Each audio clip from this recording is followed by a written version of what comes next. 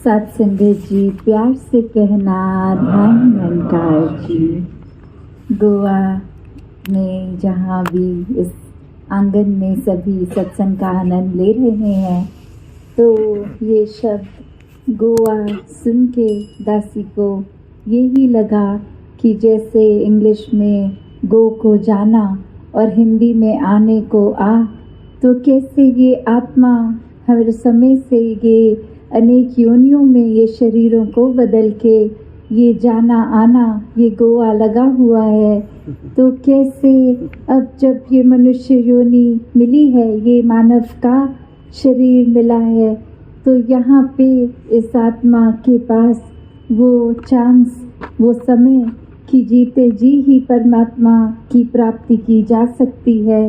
मनुष्य तन को इसीलिए सर्वश्रेष्ठ योनि कहा गया है कि अपनी असली पहचान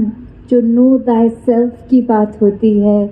जैसे अक्सर हर कोई को हम अगर किसी को कहें कि आपकी पहचान, तो अक्सर वो अपना नाम या फिर अपना पता, अपनी कोई उपाधि बता देते हैं। पर ये जो असली पहचान है,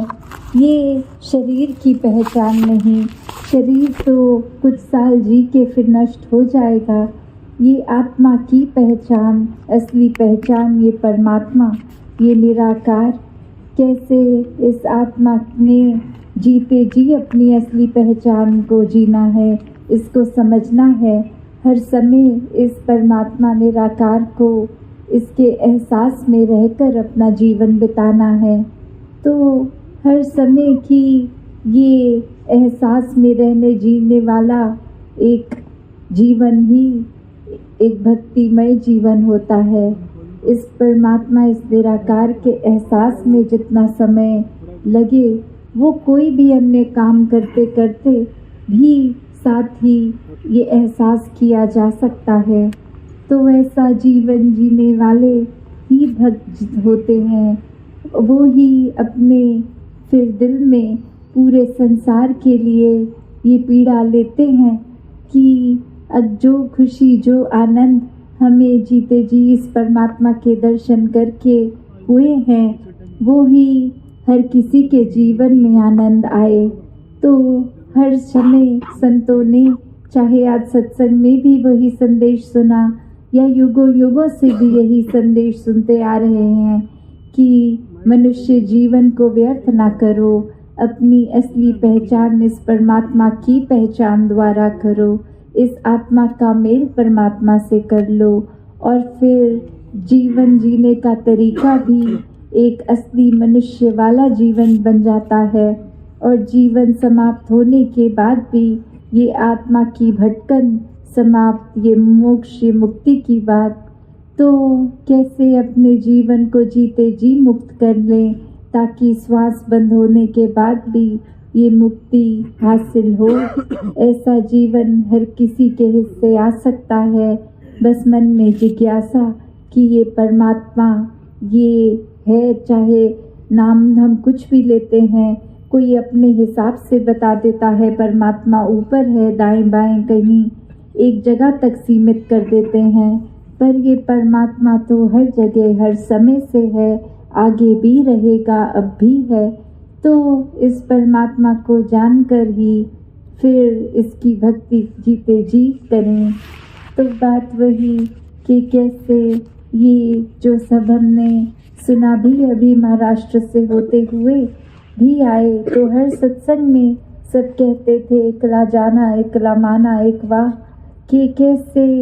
एक जीवन में हमें जब इस एक प्रभु परमात्मा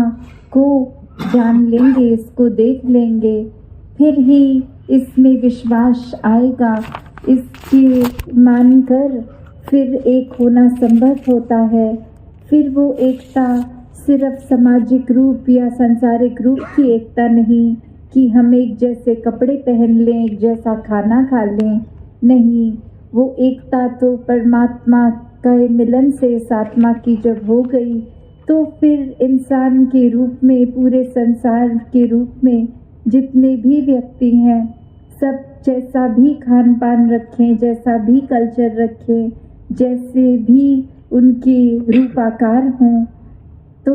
बात वही कि सब में एकता होनी संभव इस परमात्मा द्वारा ही है। जब सभी में परमात्मा नज़र आता है तो कैसे अपने जीवन में फिर एक जो बात है परमात्मा को जानकर फिर इसके विश्वास में रखने वाली, वरना जीवन में तो हमें हर पल ही एक डिस्ट्रैक्शन रूप ये संसार का है। कभी कुछ ध्यान अगर मन से जोड़ते भी हैं परमात्मा के, तो कब वो ख्याल ख़त्म और दुनियावी ख्याल शुरू हो जाएंगे। ये सूक्ष्म रूप तो कैसे एक अगर हम अपने बचपन की ओर भी देखें, जब भी एक थोड़े से जगह में अगर पानी रुकता और कैसे वो कागज़ से कश्ती बना के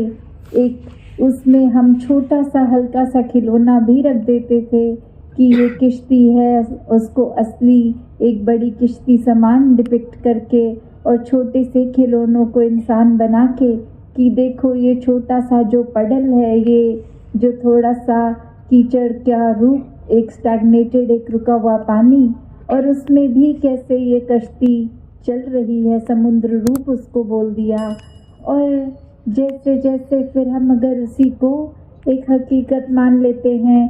कि ऐसे ही जीवन में एक कागज़ रूपी कश्ती ने हमें पार करना है, तो फिर एक बात वही कि जैसे उसमें ज़्यादा वज़न गया नहीं कि वो उसी पडल में डूब जाती है, वो अपना बैलेंस खो देती है। और वहीं अगर हम यहाँ गोवा जैसी जगह में इतने बड़े समुद्र में भी देखते हैं कि यहाँ अब बड़े बड़े शिप्स हैं, तो इसमें भी फिर बात वही कि वो दायरा पहले छोटा और हल्की कश्ती कागज़ रूप, अब चाहे विशाल समुद्र और फिर भारी भारी वो कश्तियाँ भी एक स्टेबल चाहे कितनी हैं, फिर भी बात वही कि अगर उनमें भी छेद आ जाता है तो डूबना उस किश्ती का अवश्य हो जाता है। तो हम अपने जीवन में ये देख लें कि हम कहाँ खड़े हैं, हमारा विश्वास इस परमात्मा पे कितना है, एक परमात्मा को देखा भी है कि नहीं, या सिर्फ कहा सुनी में इसके ऊपर एक किसी प्रकार का विश्वास करना शुरू कर दिया है। तो इस परमात्मा को देखकर जब इस पे विश्वास करते हैं तो वो पक्का विश्वास होता है। फिर वो चाहे कश्ती का है साधन कैसे हों, वो कश्ती डूबती नहीं है, उस कश्ती में छेद नहीं होते, क्योंकि हर समय इस परमात्मा पर विश्वास होता है। तो ऐसा ही विश्वास जो है वो जीवन नैया को पार लगाता है, और जीवन जीते जी भी वो कश्ती रूप में जो आनंद है, वो जीवन का आनंद हर पल उठाया जा सकता है। और उसी प्रकार ये जीवन के हर पड़ाव पर चाहे लहरें हों या कुछ और डिस्टर्बेंस रूप परिस्थिति अनुसार, तो भी संत हमेशा एक रस ही रहकर उस जीवन की यात्रा को बहुत बखूबी पूरा कर लेते हैं।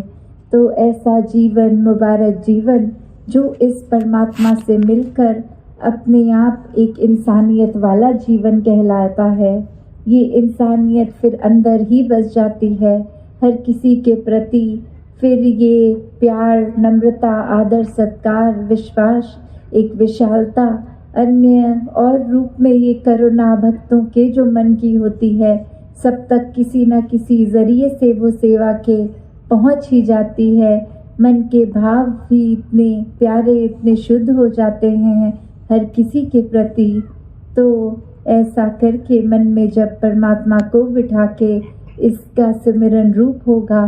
तो ये सेवा, सुमिरन, सत्संग, ये संतमति वाले संतों के साथ अपनी विचारधारा ये इनसे सुनकर